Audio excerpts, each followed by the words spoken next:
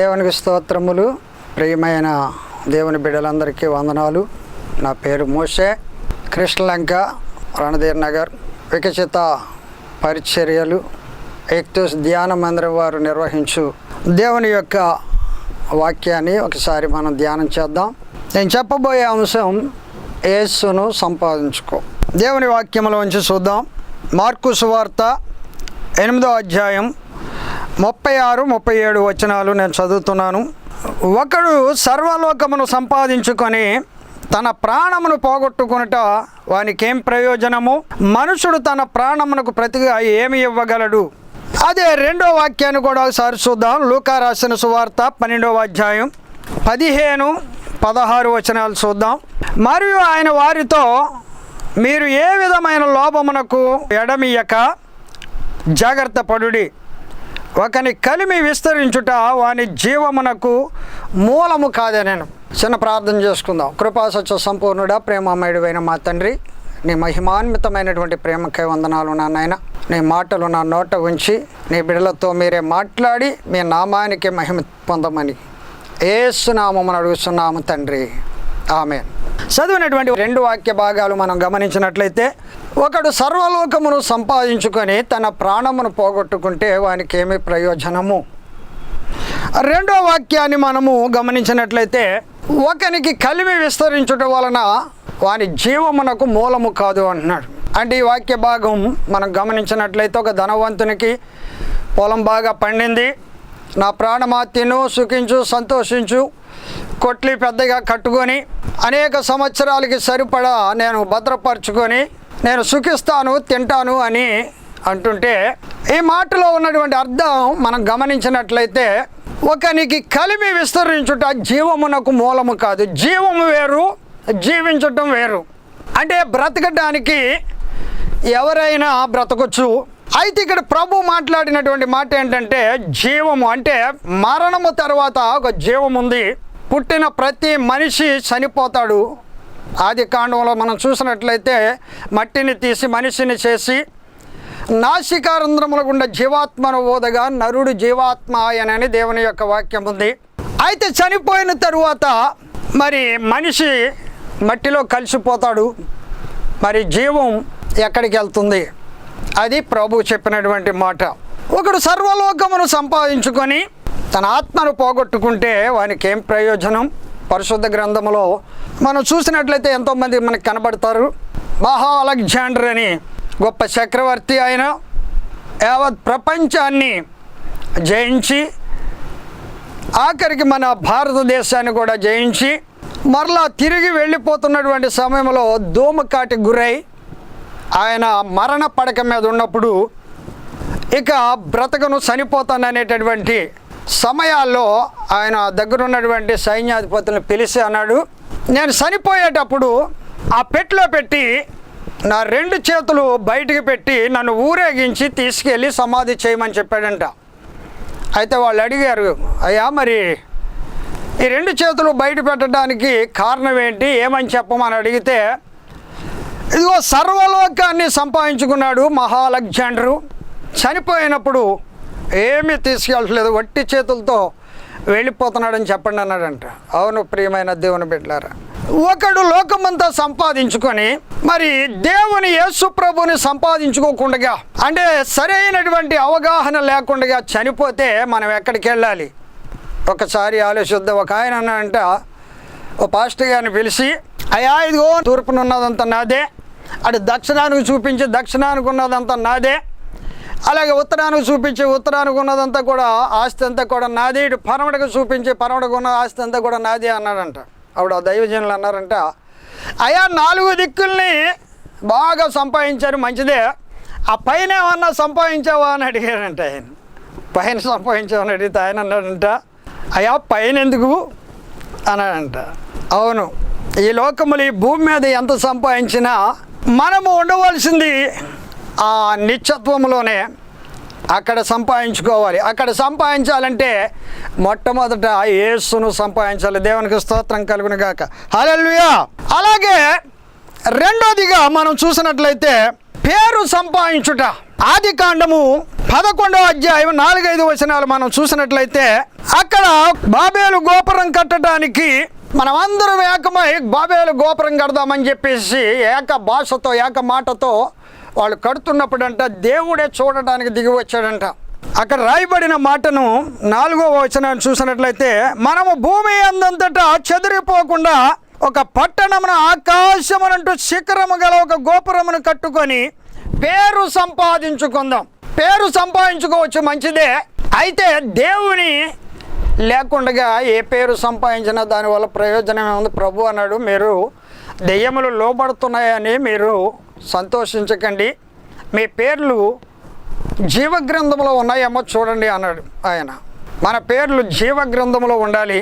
ఇలాగే అమెరికాలో ఒక ఆయన 160 అంతస్తుల బిల్డింగ్ కట్టాడంట. దానికి వైరింగ్ చేయడానికి భూమి చుట్టూ 2 రౌండ్లు చుట్టగలిగినటువంటి వైరింగ్ పట్టిందంట. ఎంత ఆశ్చర్యం చూడండి. దానికి పైప్ లైన్ చేయడానికి ఈ భూమి చుట్టూ 1 రౌండ్ చుట్టేటంత పైపు లైన్ పడిందంట. కారణం ఏంటంటే పేరు సంపాదించాలని, పేరు ప్రఖ్యాతులు సంపాదించడం మంచిదే. ఇక్కడ మనము గమనించినట్లయితే ఎలిజబెత్ రాణి, ఆమె కంట 10,000 జతల బట్టలు ఉండేయంట. ఎంత ఆశ్చర్యం చూడండి. ఆమె గొప్ప రాణి అని, మంచిదే. కానీ అన్నిటికంటే మన పేరు జీవ గ్రంథంలో ఉందా లేదా, యేసుని కలిగి ఉన్నామా లేమా అనేది ఒక్కసారి మనము ప్రశ్నించుకోవాల్సినటువంటి అవసరం ఉంది. అవును ప్రియమైనటువంటి దేవుని బిడ్డలారా, మూడవదిగా మనం చూసినట్లయితే జ్ఞానమును సంపాదించుకొని, సామెతల గ్రంథము 3వ అధ్యాయం 13వ వచనాన్ని చదివితే, జ్ఞానమును సంపాదించువాడు ధన్యుడు, వివేచన కలిగిన నరుడు ధన్యుడు. అంటే జ్ఞానమును సంపాదించుకో. నిజమే ప్రియమైనటువంటి దేవుని బిడ్డలారా, ఈనాడు దేవుని యొక్క వాక్యంలో మనం గమనించినట్లయితే సామెతల గ్రంథం 8వ అధ్యాయం 14 నుంచి 34 వచనాలు చదివితే అక్కడ జ్ఞానం గురించి ఎన్నో మాటలు రాసి ఉంటాయి. అలాగే యోబు గ్రంథాన్ని కూడా 28వ అధ్యాయం 12వ వచనం నుంచి చదివితే జ్ఞానానికి, వెండికి, ఆ బంగారానికి, రాగికి అన్నిటికీ గని ఉంది, కానీ జ్ఞానం గని లేదు. అక్కడ అంటాడు, జ్ఞానము నేనే, జ్ఞానాధారము నేనే, పరాక్రమము నేనే, రాజులు నా వలన ఏలుదురు అని దేవుని యొక్క వాక్యం ఉంది. అవును ప్రియమైన దేవుని బిడ్డలారు, ఈనాడు యవనస్తులను ఎంతో విద్యావంతులై ఉండి అనేకమైనటువంటి అలవాటు పడి వాళ్ళ జీవితాలు నాశనం చేసుకుంటున్నారు.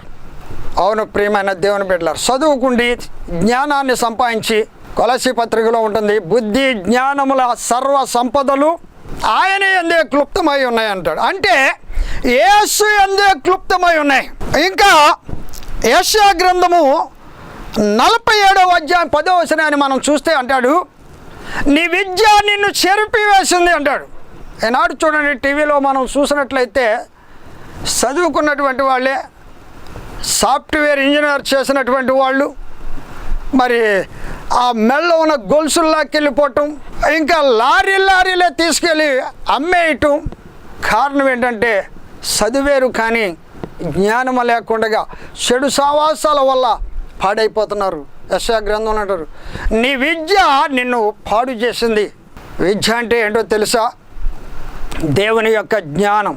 తప్పిపోయిన కుమారుడు అంటాడు, నాకు బుద్ధి వచ్చినప్పుడు అంటాడు. బుద్ధి అనగా బుద్ధి జ్ఞానముల సర్వ సంపదలు క్రీస్తునందే ఉన్నాయి. యేసునైతే ఎప్పుడైతే నువ్వు సంపాదిస్తావో, అదే యోబు గ్రంథంలో 28:28 అంటాడు, దేవుని యందు భయభక్తులు కలిగి ఉండుటయే జ్ఞానమునకు మూలము. దేవునికి స్తోత్రం కలుగునగాక. దేవుని యందు భయభక్తులు కలిగి, దేవుని యందు ఆ భయము కలిగి చెడుని ఎప్పుడైతే విడిచిపెట్టేస్తావో అప్పుడు నువ్వు జ్ఞానవంతుడు అవుతావు.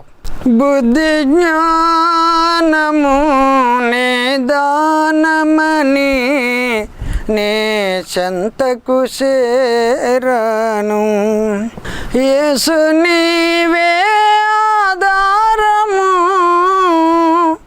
యేసు నీవే నా ప్రాణము, యేసు నీవే ఆధారము,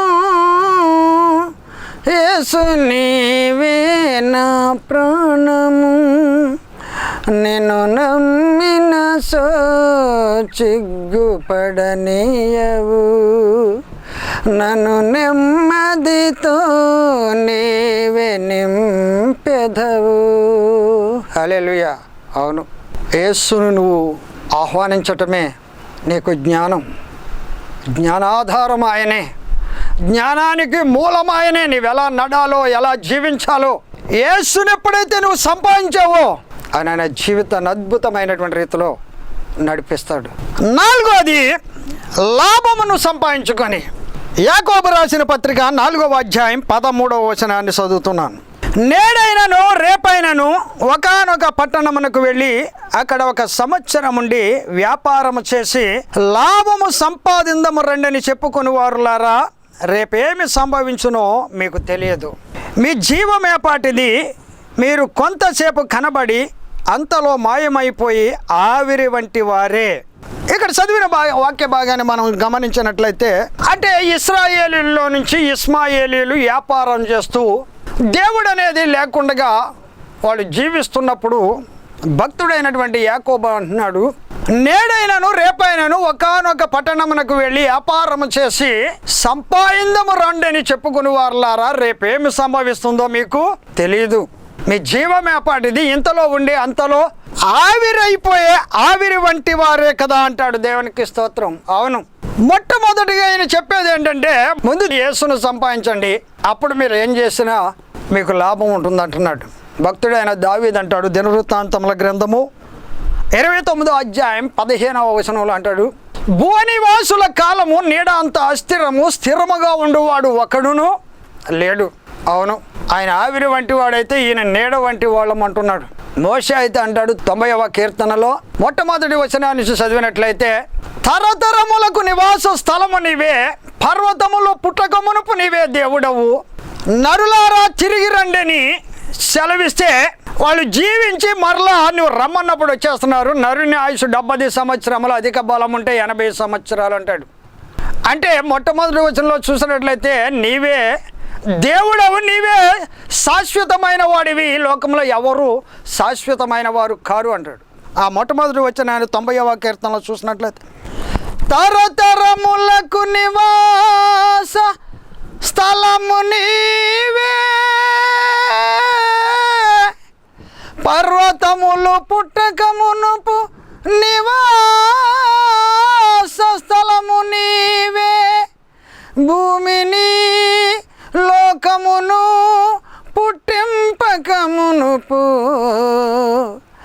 యుగ యుగముల దేవుడవు నీవే. అవును ప్రియమైన దేవుని బిడ్డలారా, నీవే దేవుడవు. ఈ భూమి మీద ఎవరైనా శాశ్వతమైన వారు ఉన్నారా?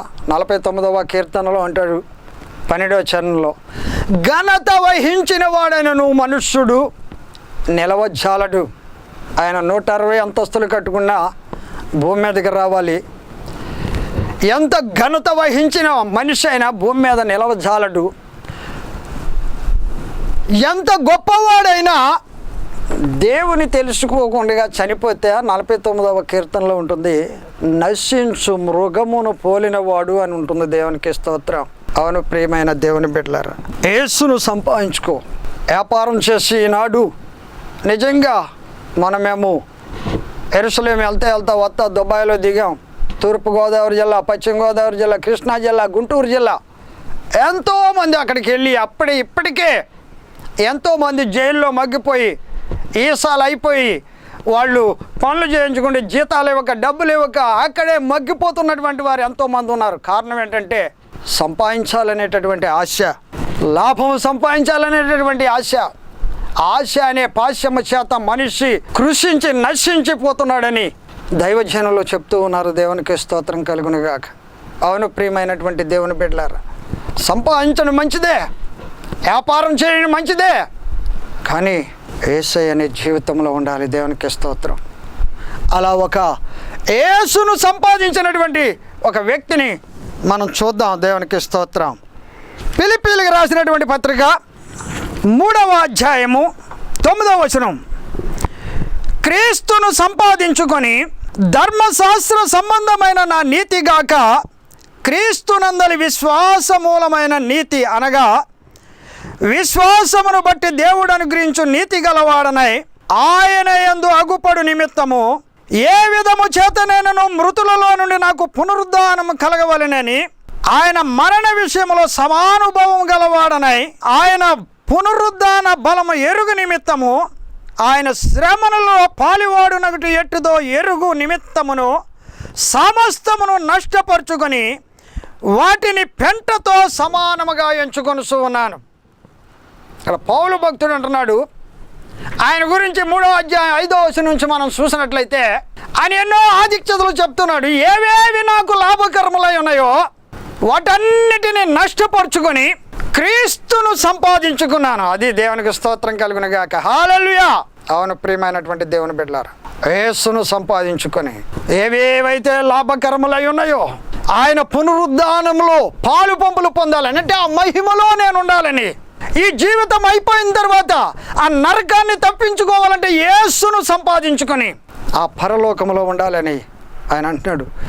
ఆయన పునరుద్ధానములో పాలు పంపులు పొందు ఎరుగుట ఎట్టిదో నా ధర్మశాస్త్ర సంబంధమైనటువంటి నా నీతిగాక క్రీస్తునందలి నీతి చేత సమస్తమును నష్టపరుచుకునే 10వ వచనం అంటే పెంటతో సమానంగా. కొరింథీ పత్రిక 13వ అధ్యాయం అంటాడు, ఆయన బీదల పోషణ కొరకు సమస్తాన్ని దారబోసి కాల్చబడుటకు నా శరీరమునిచ్చినాను, ప్రేమ లేని వాడనైతే నేను ఎద్రుడనే అంటాడు. దేవునికి స్తోత్రం.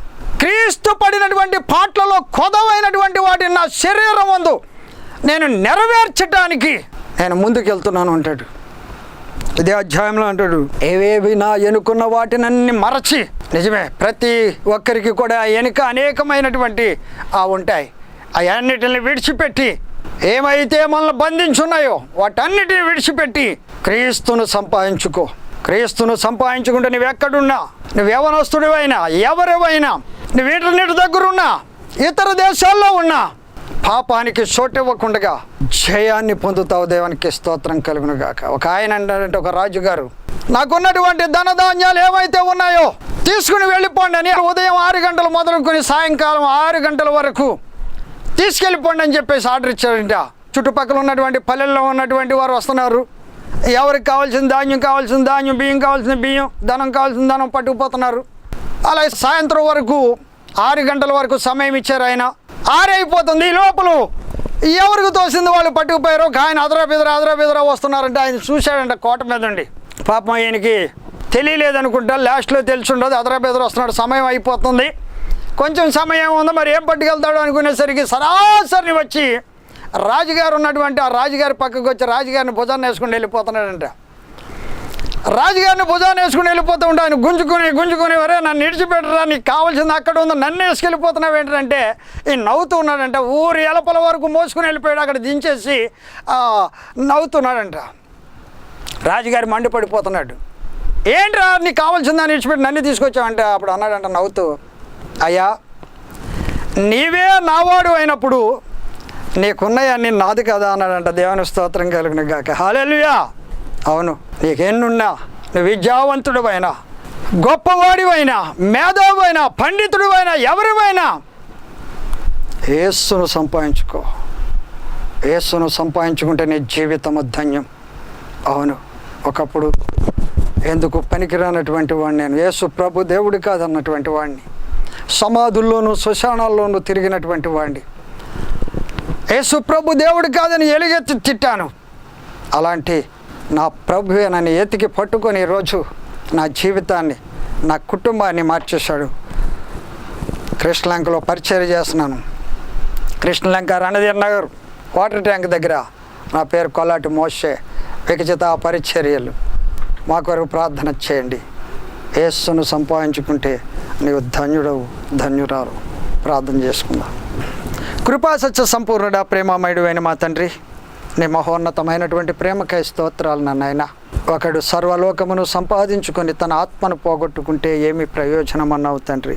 అవును నాయన, పేరు సంపాదించుకోవాలి మంచిదే, జ్ఞానము సంపాదించుకోవాలి మంచిదే, అలాగే లాభము సంపాదించుకోవాలి మంచిదే, కానీ వీటన్నిటికంటే గొప్పది పౌలు భక్తుడు సెలవిచ్చినట్లుగా క్రీస్తును సంపాదించుకొని ఏవేవి నాకు లాభకరములై ఉన్నాయో వాటన్నిటిని